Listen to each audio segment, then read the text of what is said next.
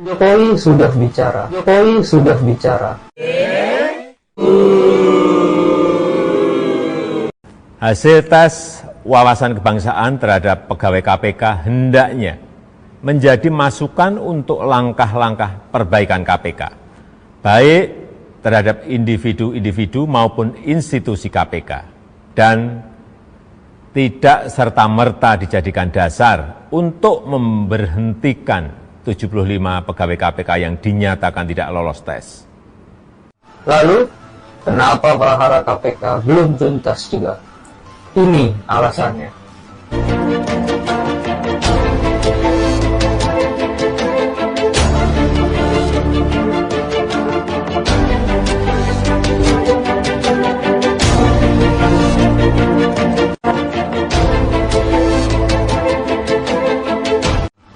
Sebelum masuk inti persoalan, kita flashback sedikit. Jadi, sejak lama KPK ini memang ditarget karena dianggap sebagai momok bagi para koruptor, utamanya koruptor kebijakan, perselingkuhan antara politisi dengan pengusaha. Namun, sejak era Megawati sampai SBY, KPK ini relatif bisa melalui badai karena dukungan internal KPK yang solid dan tentu saja dukungan rakyat. Celakanya, sejak era pemerintahan Jokowi, upaya perusakan ini menjadi-jadi. Terjadi upaya pelemahan KPK yang sangat kuat. Upaya ini bagaikan mesin bulldozer yang mengobrak-abrik seluruh bagian dari KPK. Bagaimana cara kerjanya? Pertama, pakai jurus bengkokan tiang rumah. Tahu tiang rumah kan? Kalau tiang itu dibengkokkan atau dimiringkan, otomatis atapnya bakal ikut miring. Bahkan bisa ambruk. Dan jurus ini dipakai lewat revisi Undang-Undang KPK tahun 2019 itu. Yang paling ngotot adalah PDIP. Karena sepanjang 2014-2019, banyak sekali kader-kader PDIP yang ditangkap KPK. Tentu saja PDIP marah. PDIP kan partai penguasa.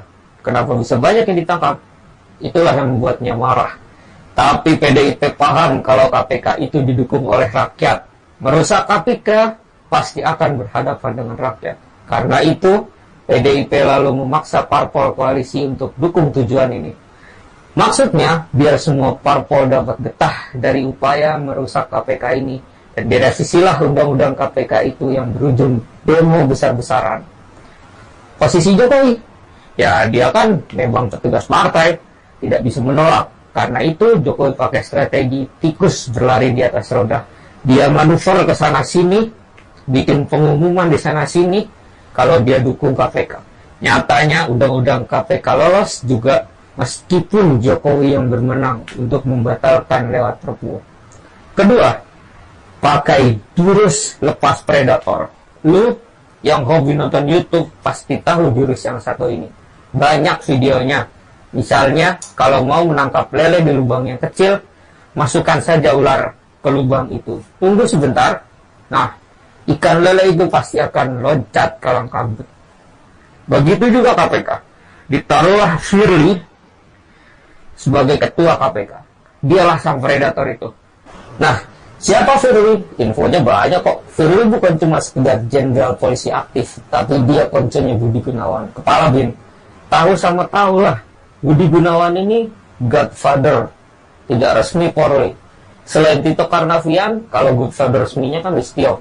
Budi Gunawan punya dendam sama KPK karena dia pernah dijegal KPK waktu maju jadi Kapolri. Lalu kursi Kapolri itu jatuh ke tangan Tito Karnavian.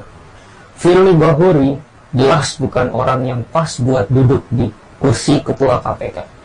Dia itu bermasalah. Dulu, waktu masih jadi deputi penindakan KPK, Firly yang lagi menyelidiki divestasi PT Newmont Nusa Tenggara yang menyeret nama Tuan Guru Bajang Gubernur NTB waktu itu, Firly malah ketemu sama TGB. Pemeriksa diam-diam ketemu sama yang diperiksa. Mau ngapain? Waktu itu, Direktorat Pengawas Internal dan Pengaduan Masyarakat KPK menetapkan Firly telah melakukan pelanggaran berat. Sekarang, Henry Muryanto yang dulu jadi deputi PPIM termasuk memeriksa Firly itu. Termasuk salah satu dari 75 pegawai KPK yang dinonaktifkan oleh Firly. Ngeri bukan? Jadi, juru lepas predator ini benar-benar dilaksanakan. Adanya predator bikin pegawai KPK yang punya integritas ya jadi tidak nyaman. Kita sama-sama paham. Waktu Firly jadi ketua KPK, langsung deh beberapa pegawai KPK mundur. Nah, penonaktifan 75 pegawai KPK itu masih masuk dalam juru lepas predator ini. Karena 75 pegawai ini masih bertahan. Mereka pun akan dipaksa keluar. Caranya gimana? Pakai tes wawasan kebangsaan. Tes ini bukan cuma menyebalkan dari isi pertanyaannya. Lah, apa coba maksud menanyakan subuh pakai kunut? Mau pakai mau enggak? Itu bukan urusan nasionalisme. Tujuannya apa lagi? Terserah deh. Kucing mau belangnya berapa, selama itu kucing jago menangkap tikus ya dipiara. Tapi justru kucing-kucing yang jago menangkap tikus ini mau dihabisi. Tadinya maunya lebih parah. Tes wawasan kebangsaan bakal jadi alasan pemecatan. Tapi gara-gara rakyat heboh, Firly melunak dengan opsi penonaktifan. Jadi 75 pegawai KPK itu bakal dibagi dua, yang paling membahayakan koruptor. 51 dari 75 pegawai KPK itu bakal dipecat, dan sisanya pura-pura bakal diselamatkan.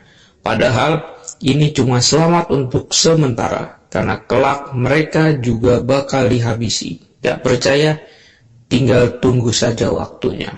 Jadi, pegawai KPK itu gak akan dipecat, tapi bakal nonjok, gak dikasih kerjaan. Ekosistem pegawai KPK itu dibikin rusak. Gak punya kerja, tapi dikasih gaji. Makan gaji buta dong. Nah, ini kelak opini yang mau dibangun. Terus, yang kedua, ada 9 kasatgas dari 75 pegawai KPK itu. Mereka ini sudah pasti bakal dipecat. Padahal, mereka lagi pada pegang kasus-kasus besar. Dari korupsi di Kementerian Kelautan, jual beli jabatan di Pemkop Tanjung Balai yang konon melibatkan Aziz Samsudin, petinggi Golkar, sampai korupsi bansos yang menjerat Juliari Batubara, orang PDIP.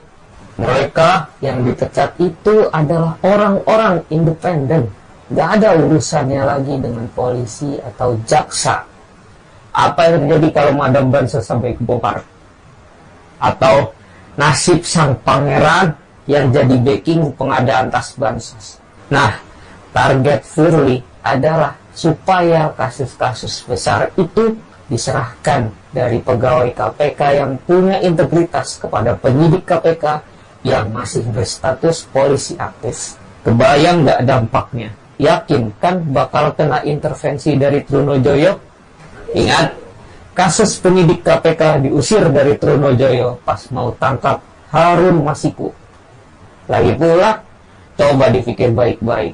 KPK itu kan lahir gara-gara kita tidak percaya sama aparat hukum, utamanya polisi, dalam penanganan kasus korupsi.